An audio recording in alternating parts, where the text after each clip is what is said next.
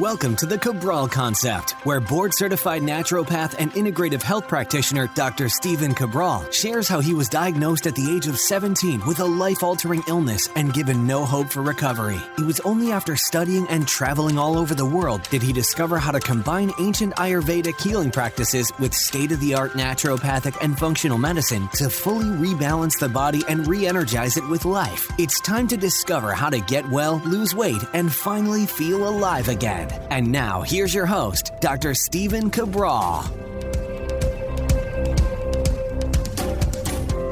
Hi, everyone, and welcome back to the show. We're here today with our Mindset and Motivation Monday, where I'm excited to be bringing you a new topic focused on different scientific studies behind our level of happiness. And believe it or not, we actually have unique levels of happiness that are individualized for each one of us. And so what that means is that if we look at happiness in general, we have this bucket that equals 100% of all the happiness that we can enjoy in life. Now, when we begin to break down the levels of our happiness, we can start to see why some people might be a little bit more happy than others.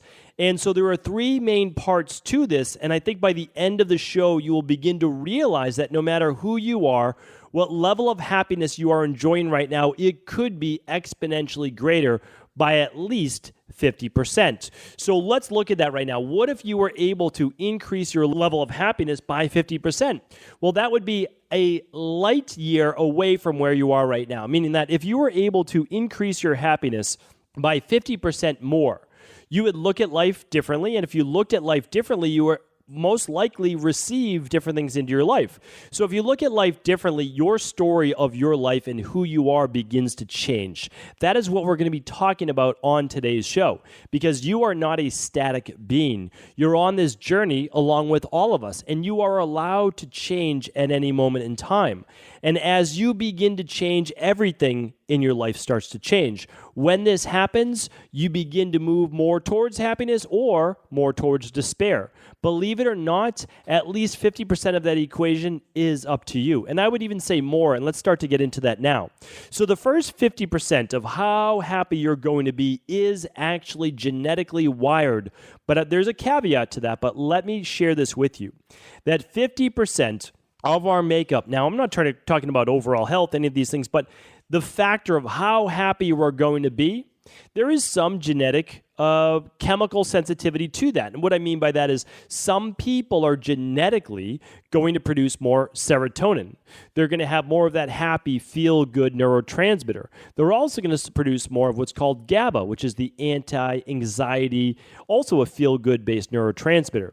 Those two are called inhibitory neurotransmitters. They actually relax us. They relax the excitatory phase of dopamine or norepinephrine or anything that gets us maybe a little bit too jazzed and can also lead to our downfall. Too much perfectionism, too much drive, too much burning out. Well, some of that for sure is genetic, but here's the big thing that we're finding is that, believe it or not, our gut health controls a lot of our serotonin-based production. And the more stressed we are, well, the more GABA we begin to go through.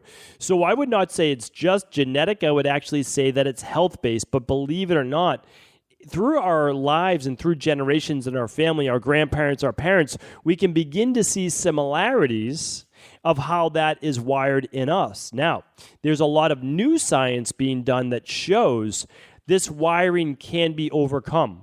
So that means that even though your grandparents were a certain way, your parents were a certain way, you're a certain way, and you may have inherited a lot of those genetic predispositions in terms of mood and health, we can actually begin to rewire that for the next generation or generations to come.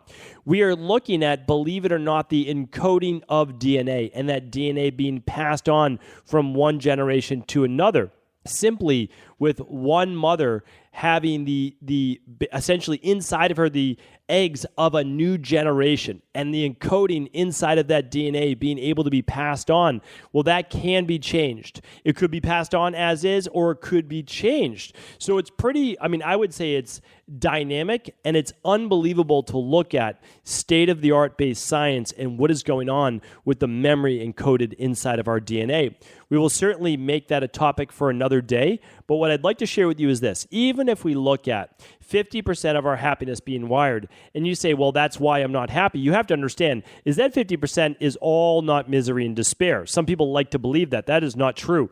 That goes back to where we see ourselves in life, because you can't have a whole 50% of unhappiness. That's not how it works. So let's say that 50% of that is unhappiness and 50% then is happiness. Let's say you get 50-50, right? Let's say that you got the worst straw that you could get. Okay, well, still, if we look at the total equation, that still allows you 75%. That is far greater than 2/3, right? That's 3/4 could be full of happiness. So, and I would say that is a great thing to work towards. So again, I don't know what my genetic wiring is towards happiness, but what I can tell you is this, is that I've gotten exponentially happier as life has gone on. Now, I'm still the same person. I still have the same genetics, right? Still have the same genetics for the first half of my life and the second half of my life. There's no doubt about that. But what's changed is me. I was able to change part of that wiring, meaning getting the most out of my genetic quotient for happiness. So I was able to get the very most out of that where I wasn't looking at that specifically before. So that is something to look at. Don't ever believe that how your genetics or how your wiring is now cannot be changed, because it can. You can actually begin to heal a lot of that past. You can begin to heal a lot of what your genetic predispositions may be. And by working the process, which we're going to go over, you're going to learn how to do that more each and every year, which is why I do believe that each and every year, my energy, my vitality, my ambition, my drive, my happiness all go up. And there's specific reason for that. So let's start to move on to the second piece, which has a big part of that. 40%, right? So we have another 50%. 50% wiring. The next 50% is different factors broken up into two. Well, 40% of that next 50% is how we view life. So this is actually what we speak about all the time on our Mindset and Motivation Monday shows, all the time, right? This is what we're talking about. What you believe is a factor of what you see. So let's think about it this way. We each look at life differently. We view it from our own lens. We view it from past experiences, all of the things that we grew up with in our community, our upbringing, our relationships, all of those specific things. That's how we view life. We don't necessarily view life as it is. We don't view it objectively. We view life as we are. So we see life as we are, so that is why we truly all live in our own reality. Well, the great thing is this, like that's okay. That's okay. Hey, if you're enjoying life, if you're getting the most of life right now, then fantastic. Continue to view life through that prism. But if you want a greater level of happiness, a greater level of success, a greater level of joy, you want to begin to change how you see life. And you might say, well, how would I possibly do that? Well, you have to understand is that I'm sure in life before you've had an aha moment. One of those moments where you see life differently in an instant. Now, it might not be your entire life, but someone said something to you or you heard something that had great meaning. And because of that, you began to at least look at that section of your life differently. That is what I'm talking about. It might be a podcast. It might be a Mindset and Motivation Monday. It might be a health podcast. It might be an article you read. It might be a video you watch. But you begin to look at life in a different way. I know when I studied the work of Dr. Bruce Lipton many years ago, I started to say, wow, we truly are more than our illness. We're more than how we even think. Our bodies are living, breathing beings that react to our environment. That includes our thoughts. That includes other people's thoughts, or I should say actions or words towards us. It depends on how we assimilate those. So my goal for you is to begin to view life differently. And in order to do that, we need to start to think differently. We need to actually start to think like a new person. Now, again, you might see that as strange, but here's the thing. Many people listen to this show. Maybe life is pretty good. Okay, that's great. Maybe it's not so good right now. But here's what we want.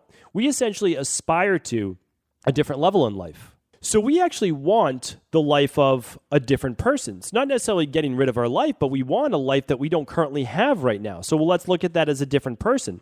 Well, in order to get that different life, we need to become that different person. So we actually need to do things differently, which means that in order to do things differently, we need to look at life differently. We truly have to change in order to get the change that we want in life.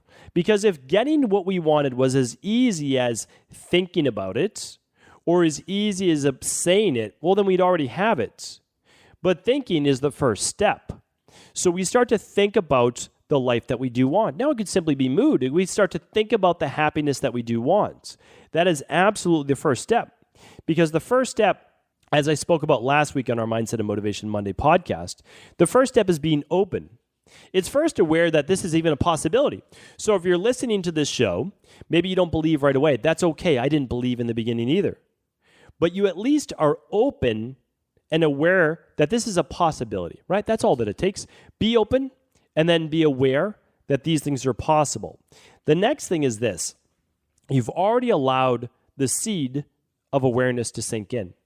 That means that your subconscious mind is going to begin to break down some of those barriers so that you can start to look at things in a different way. Hopefully, by looking at things in a different way, you're going to start to think a little bit differently. As you think a little bit differently, things won't change right away, and that's okay.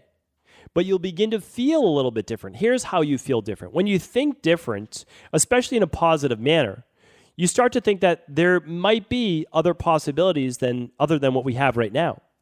And if we're thinking and we're open to other possibilities, well, that allows new feelings to come in. The feeling of hope is a very powerful feeling, especially when it's combined with faith, meaning that you were destined for more than this. So you hope for something more, and you believe, you have faith that it might be a possibility. Again, I don't need you to firmly believe yet. I just need you to have hope. And the faith in maybe something higher or more powerful than even yourself that is going to allow this to flow into your life. When you start there, that is the seed of infinite possibilities. That means that you truly begin to become the creator of your own life. This is when we begin to wake up every day feeling that life is open to us, that those possibilities can be ours, that just because we don't have them today doesn't mean we can't have them tomorrow or next year. It is the start to an unfolding process, and that process begins anew each day. So that's really the amazing thing, is that we start each day either being open to possibility, being open to growth, being open to a new life, or we close it down.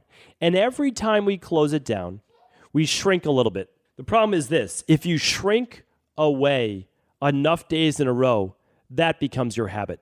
Those habits become your life. That is why it's so important for me to really share with you right now that what you do when you wake up, what you do on a daily basis, is what truly does become your life. You are the sum right now of all your thoughts, your openness, your self-awareness that lead to your feelings, and the feelings are what either help you to have a good day or a bad day. That good day leads to new positive actions. The bad day leads to more negative actions, negative habits. But here's the nice thing. You don't need to be perfect, right? Because 9 out of 10 good days, they don't have to be great, but 9 out of 10 good days leads you forward. That's 90%. That's an A. That will enable anyone over the course of a year to see amazing things start to come to fruition in their life. And that's really what we're talking about. You're allowed to have a bad day, right? 9 out of 10 good days still allows you 3 bad days per month. Don't worry about those bad days. When it's a bad day, get to bed early. That is it for that day. Start to plan for the next day. Don't worry about that day. It's going to happen every once in a while. Sure, you can try to salvage the day. It's always a good thing. Go for a walk, I should say. Do a workout, listen to some binaural beats, hang out with a friend, hang out with your dog, any of those things. Those are all great things. Try to salvage the day. But if you can't, go to bed early, right? Wake up. Tomorrow's a fresh day. Get started on that next day. Don't dwell on the bad day. Don't dwell on the previous one. So the 40% happiness factor is truly how we view life. That's completely within our control. Your response to life, the way that you view life, is 100% inside of your control. Now, again, you may not feel that way because of past conditioning. You may feel that life happens to you instead of for you. But I want you to believe that life is happening for you every single day. That you are able to take that day and make of it what you want. Again, a struggle or challenges does not make it a bad day. Struggles during the day, learning something new, right? Trying to get through a class, trying to get through a new work project, whatever it might be. That is not a bad day. That's a struggle. That's a challenge. That actually leads to growth. The more of those days, the happier you're going to feel, believe it or not. Because the more struggles you overcome, the more challenges you overcome, the more confident you feel, the happier you feel. Because if you skate through life, there's not a whole lot of challenges that you face. So it never leads to any achievements. And so if there's no achievement, you don't feel like you're accomplishing much. You don't actually feel like you're reaching your potential. So for me, I want you to feel like the struggles are a way to excel. The struggles are a way to pull out your potential, to allow you to be proud and feel achievement in your life. And there's nothing wrong with that as long as, again, you're serving others in the process. The last part of the equation, the last part of this 100% is circumstances. So this is where I do want to share with you that 10% of that absolutely is the circumstance that you find yourself in right now. It might be a job, good or bad. It might be a relationship, good or bad. Health circumstance, good or bad. But what we have to understand is that these circumstances are always changing. That 10% is in flux. It's a good day or a bad day. You are living in a city, town, or so that you want to live in, or maybe you're not, right? So if you're living in the place that you want to be, you're in the relationship that you want, you have the job that you want, well, absolutely, that's going to be 10% right off the bat, more happiness every single day to start the day. But if that 10% is you're located in a place that you don't want to be, meaning located in a body, located in a healthy base situation or not, located in a relationship or a job that you don't want, okay, don't let that 10% ruin the other 90% of the happiness. Or don't let that 10% at least knock off the other 50%, 60% or so that you're experiencing happiness. Allow that 10% to be a part of your struggle. Allow that 10% is for what you're striving to overcome. Remember, you can use that as something positive in your life. So what I want to share with you in this 10% is this, or this circumstance issue, is that we have to understand is that our satisfaction in life, our happiness in life does not have to be tied to our present condition. Our happiness can actually be tied to what we are striving towards. And that's why they found that a person's happiness grows exponentially when they focus on a growth-based mindset. When their mind is focused on what they are becoming rather than what they are right now. So if you're not good at a sport, if you're not good at a certain class right now or a certain thing, don't worry about that. Your focus should actually be on the journey of you becoming better at whatever it is that you're striving to become. If your focus lands there, the studies show you are exponential. Again, it is about the word exponential because it's not twice as happy. It's not 3 times as happy. It's 10x as happy because your mind then is on growth. It is not necessarily even on accomplishing that one goal. It's simply on getting better. It's being better today than you were yesterday, and yesterday way better than you were last week. If your mind gets locked on that type of challenge and growth-based mindset, it's very difficult to ever be happy because of a present circumstance, because you're looking at your present circumstance as a challenge, as a way for you to grow. Again, that can be in a relationship, it can be in a job, it can be in school, whatever it is.